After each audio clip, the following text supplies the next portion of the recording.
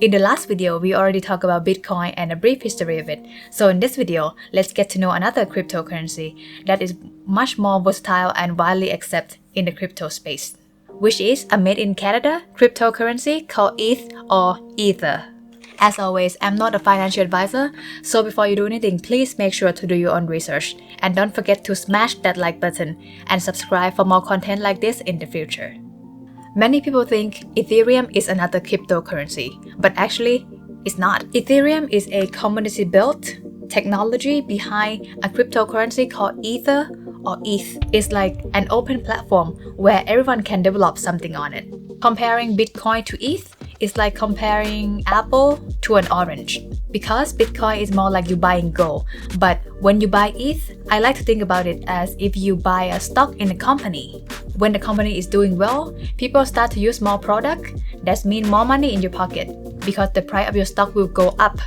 Ethereum is built on Bitcoin revolution with big differences.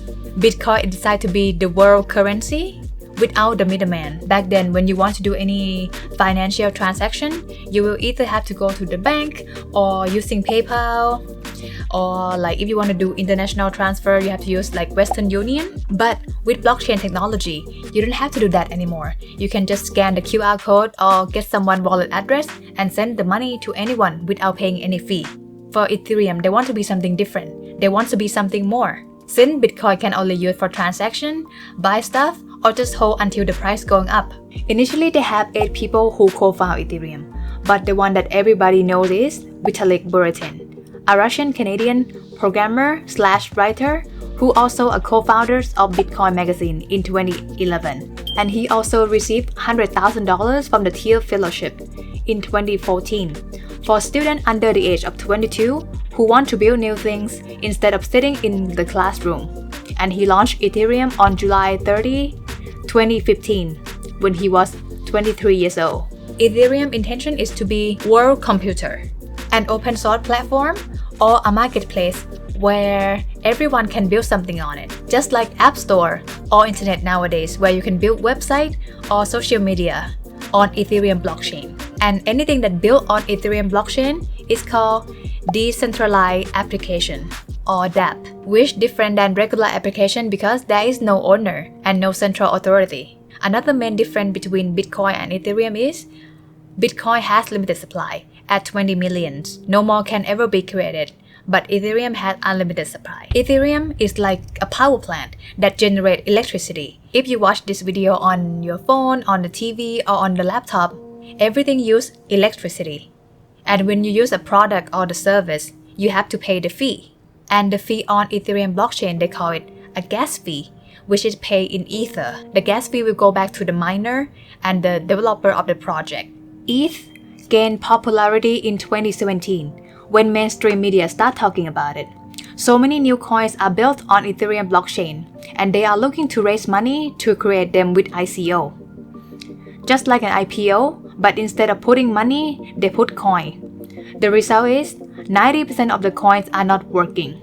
So people start thinking of it as a scam, and ETH price had dropped for a while.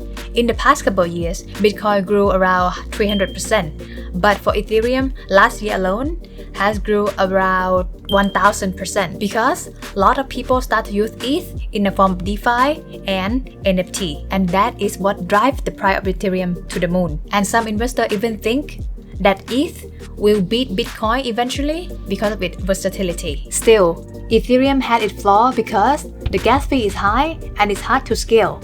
Since it relies on miners, also it had lots of competitors like Binance, Polkadot, or ADA that offer cheaper gas fee. Even the gas is expensive. People are still using it. As you can see, the market cap is only second to Bitcoin. It is because of the network effect. It started first and has more users who are familiar with the system. Ethereum developers are aware of this issue.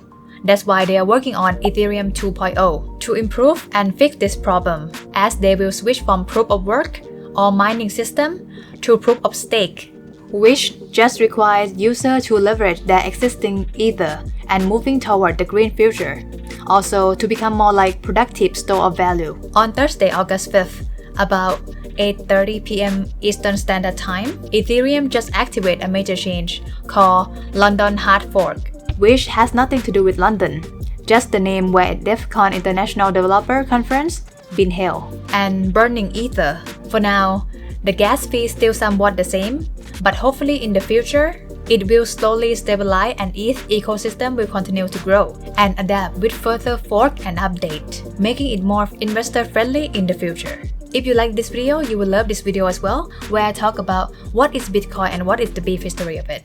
And remember, diversification is key.